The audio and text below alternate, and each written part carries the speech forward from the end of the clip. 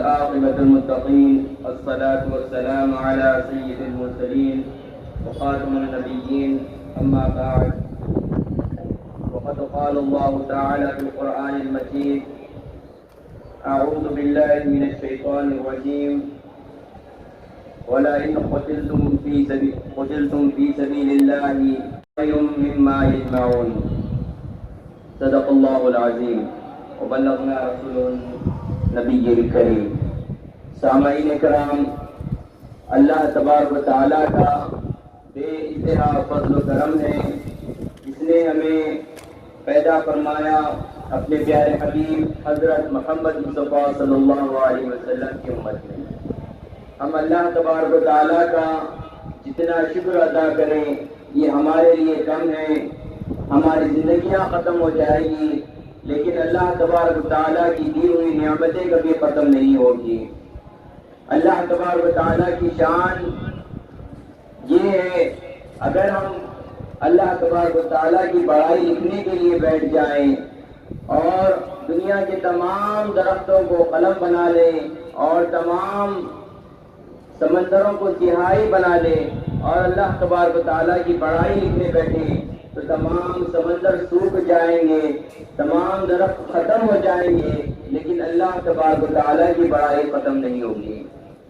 سامعین اکرام، ہمارے ذہن اتنا وسیع نہیں ہے کہ ہم اللہ تبارک و تعالیٰ کی بڑائی بیان کر سکیں۔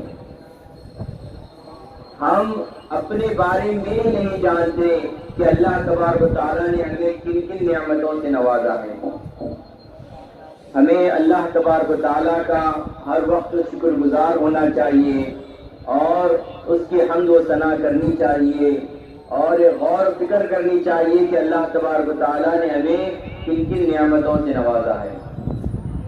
لیکن ہم اس کے برعکس کرتے ہیں کہ جو اللہ تبارک و تعالیٰ ہمیں نہیں دیتا اس کے خلاف ہم بری باتیں کہنے لگتے ہیں کہ اللہ تبارک و تعالیٰ نے مجھے ایسا بنایا، اللہ تبارک و تعالیٰ نے میرے اندر یہ کمی کر دی، اللہ تبارک و تعالیٰ نے مجھے یہ عطا نہیں کیا، اللہ تبارک و تعالیٰ نے مجھ سے یہ چھین لیا۔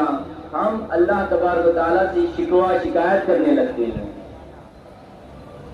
ہم اپنے سے نیچے لوگوں کو نہیں دیکھتے، جن کے ہاتھ نہیں ہوتے، جن کے آنکھ نہیں ہے، جو چلنے سے معذور ہے، جو بولنے سے معذور ہے، جو سننے سے معذور ہے، ان لوگوں کو دیکھ کر ہم عبرت حاصل نہیں کرتے اور اللہ تبارک و تعالیٰ کی برائی کرنے لگتے ہیں۔ سامعین اکرام، جیسا کہ ہم جانتے ہیں یہ مہینہ محرم کا مہینہ ہے، یہ سال کا پہلا مہینہ ہے، یہ اللہ تبارک و تعالیٰ کا مہینہ ہے۔ اللہ تبارک و تعالیٰ نے اس مہینے کو اپنا مہینہ قرار دیا ہے، یہ محرم کا مہینہ ہے اور پیارے نبی صلی اللہ علیہ وسلم اس محرم کے مہینے کی بڑی فضیلتیں بیان کی ہیں۔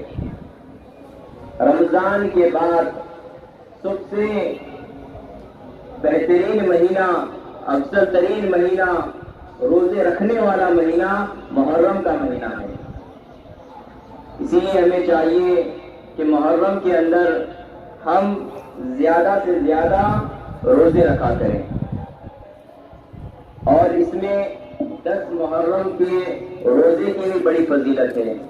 پیارے نبی صلی اللہ علیہ وسلم نے ارشاد فرمایا کہ جو 10 محرم کا روزہ رکھیں گے اس کے پچھلے ایک سال کے گناہ معاف کر دیے جائیں گے۔ صرف ایک روزہ رہنے پر 1 سال کے گناہ اللہ تبارک و تعالیٰ معاف فرما دے گا۔ سامعین کرام، یہ 10 محرم کا روزہ یہودی لوگ رہا کرتے تھے، جو موسیٰ علیہ السلام کو ماننے والے تھے وہ لوگ رہا کرتے تھے۔ تو پیارے نبی صلی اللہ علیہ وسلم نے فرمایا کہ ہم ان کی مخالفت کرتے ہیں، یعنی ہم ایک روزہ نہیں رکھیں گے بلکہ اس کے ساتھ اور ایک روزہ رکھیں گے تاکہ یہودیوں کی مخالفت ہو۔ سامعین کرام، ہمیں 10 محرم کے روزے کے ساتھ یا تو پہلے ایک روزہ رکھنا چاہیے یا بعد میں ایک روزہ رکھنا چاہیے۔ اگر کسی شخص سے پہلے یا بعد میں روزہ رکھنا ممکن نہ ہو، مشکل ہو، تو وہ 10 محرم کا بھی روزہ رکھ سکتے ہیں، کیونکہ آج کے دور میں یہودی وہ 10 محرم کا روزہ نہیں رہتے ہیں۔ سامعین کرام، اس بات سے یہ پتہ چلتا ہے کہ ہمیں اسلام کے اوپر مکمل عمل کرنا ہے، اور جو غیر مسلم کا طریقہ ہے، جو غیر مسلم کا رسم و رواج ہے، اس سے ہمیں بچنا چاہیے۔ پیارے نبی صلی اللہ علیہ وسلم کی اس قول سے ہمیں پتہ چلتا ہے کہ ہمیں غیر مسلم کے رسم و رواجوں سے بچنا چاہیے، نہیں اپنانا چاہیے۔ جیسا کہ اگر کسی غیر مسلم کا کوئی مذہبی لباس ہو تو وہ ہمیں نہیں پہننا چاہیے، مذہبی اگر ان کا کوئی تہوار ہو تو ہمیں اسے نہیں منانا چاہیے۔ لیکن آج کے دور میں ہم غیر مسلم کے بھی جو رسم و رواج ہے وہ اپنی زندگی میں شامل کر چکے ہیں۔ ہم کوئی بھی معاملہ ہو، کوئی بھی ہمارے پاس فنکشن ہو تو ہم غیر مسلم کے بھی رسم و رواج اس میں شامل کر لیتے ہیں۔ جیسے شادی بیاہ کا معاملہ ہو، ہم غیر مسلم کے رسم و رواج لے لیتے ہیں۔ جیسا کہ آج ہم جانتے ہیں کہ محرم میں لوگ 10 محرم منانے کے لیے نکل جاتے ہیں، یہ اسلام کا طریقہ نہیں ہے۔ آج ہم مسلمان سے کہتے ہیں کہ یہ اسلام کا طریقہ نہیں ہے تو وہ ہمیں مسلمان نہیں سمجھتا، سنی نہیں سمجھتا، پیارے نبی صلی اللہ علیہ وسلم سے محبت کرنے والا نہیں سمجھتا، صحابہ کرام سے محبت کرنے والا، اہل بیت سے محبت کرنے والا نہیں سمجھتا۔ ہمیں اسلام کے اندر وہی عمل کرنا چاہیے جو اللہ اور اس کے رسول اور صحابہ کرام نے کیا ہے۔ آج ہم درگاہ کو جاتے ہیں، درگاہ میں جا کر وہی رسم و رواج اپنا رہے ہیں جو ہندو اپناتے ہیں۔ آج ہم دیکھتے ہیں کئی صدیوں سے چلا آ رہا ہے کہ لوگ درگاہ میں جاتے ہیں۔ درگاہ میں جانے کا حکم اس لیے ہے کہ وہاں پر جو مدفون ہے، صاحب قبر ہے، وہ اللہ والی تھے۔ انہوں نے اپنی زندگی اللہ تبارک و تعالیٰ کی عبادت میں، پیارے نبی صلی اللہ علیہ وسلم کی محبت میں گزارا تھا۔ ہم جا کر وہاں پر عبرت حاصل کرنا چاہیے کہ یہ بزرگ جو قبر میں موجود ہے، صاحب قبر ہے، انہوں نے اپنی زندگی کس طرح گزاری ہے، کس طرح اللہ تبارک و تعالیٰ سے ان سے لگاؤ تھا، کس طرح ان کا تقویٰ پرہیزگاری تھی۔ یہ دیکھ کر ہم اپنے اندر سے اس طریقے کا عمل لانے کی اس نیت سے ہمیں جانا چاہیے۔ لیکن غیر مسلم بھی جا کر درگاہوں میں سجدہ کرنے لگے، وہاں پر طرح طرح کے معاملات کرنے لگے جو میں بیان بھی نہیں کر سکتا، اور مسلمان وہ دیکھ کر لا علمی کی وجہ سے وہ رسم و رواج اپنانے لگے۔ سامعین کرام، ہمیں اسلام میں دیکھنا چاہیے کون سا عمل اللہ اور اس کے رسول کو محبوب ہے، کون سا عمل پیارے نبی صلی اللہ علیہ وسلم نے سکھایا ہے، کس طریقے سے محبت کرنا سکھایا ہے، ہمیں وہ عمل کرنا ہے، نہ کہ لوگوں کو دیکھ کر ان کی طرح عمل کرنا ہے۔ سامعین کرام، 10 محرم میں شیعہ لوگ ماتم کرتے ہیں، لیکن سنی حضرات بھی وہ دیکھنے کے لیے چلے جاتے ہیں۔ یاد رکھیے، جو غیر مسلموں کا جو اسلام کے خلاف والا عمل ہے، اگر ہم اس میں شرکت کریں گے، میں یہ نہیں کہتا کہ آپ بھی جا کر وہاں پر ماتم کر رہے ہیں، اگر آپ وہاں پر کھڑے ہو کر وہ ماتم دیکھ رہے ہیں تو آپ بھی اس شرک میں مبتلا ہیں، آپ بھی اس گناہ کے حقدار ہیں، کیونکہ آپ اس رسم کو پروموٹ کر رہے ہیں، اسے بڑھاوا دے رہے ہیں۔ اس لیے ہمیں چاہیے کہ ہم ان رسم و رواجوں سے دور رہیں تاکہ اللہ تبارک و تعالی ہم پر رحم کر سکے۔ سامعین کرام، ہمیں چاہیے کہ ہم 10 محرم اس طرح منائیں کہ دیکھیں کہ 10 محرم کے دن کیا ہوا تھا. روزے کی فضیلت حضرت موسیٰ علیہ السلام کی وجہ سے ہے، اور ایک روزہ رکھنا 1 سال کے پچھلے گناہوں کے کفارہ ہے. یعنی ہمارے 1 سال کے جو پچھلے گناہ تھے، اللہ تبارک و تعالیٰ سے امید ہے کہ وہ اللہ تبارک و تعالیٰ ہمارے گناہ معاف فرما دے گا. ہمیں اس روزے کا احترام کرنا چاہیے اور کوشش کریں کہ 9 تاریخ یعنی کل ہفتے کا دن کا روزہ اور اتوار کے دن کا روزہ رکھیں. اگر آپ کل روزہ نہیں رہ سکتے تو اتوار کے دن اور پیر کے دن کا روزہ رکھ لیں. سامعین کرام، اسی کے ساتھ ہمیں یہ بھی دیکھنا چاہیے کہ 10 محرم کے دن کربلا کا واقعہ ہوا تھا، اور اس میں کس طریقے سے پیارے نبی صلی اللہ علیہ وسلم کے اہل بیت کو قتل کیا گیا، شہید کیا گیا. اس کا واقعہ دیکھ کر ہمیں یہ سوچنا چاہیے کہ اس وقت اسلام کو بچانے کے لیے کس طریقے سے شہداء نے اپنی جانیں قربان کی ہیں.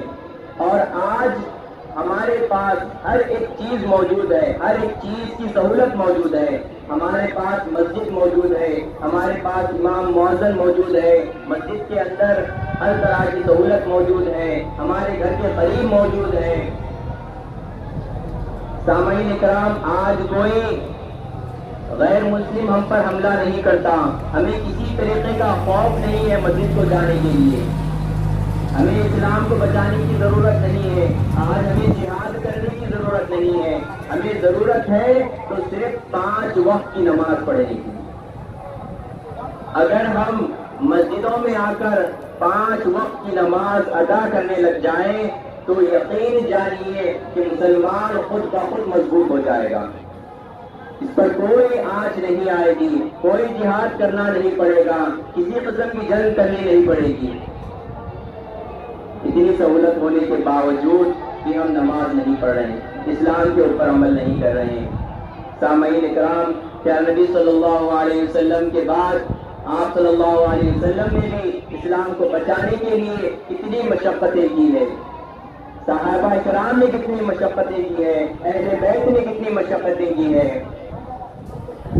ہمارے ائمہ نے کتنی مشقتیں کی ہے. انہوں نے اپنی تمام زندگی اسلام کو مضبوط کرنے کے لیے گزار دی، اور آج ہمارے پاس اسلام سامنے رکھا ہوا ہے، کتابوں کی شکل میں رکھا ہوا ہے، علماء کی شکل میں رکھا ہوا ہے، لیکن ہم ان کا احترام نہیں کرتے. آج ہمیں غسل کے فرائض نہیں معلوم، وضو کی سنتیں نہیں معلوم. کتنی افسوس کی بات ہے، ہم اسلام سیکھنے کے لیے تھوڑی سی مشقت نہیں کرتے.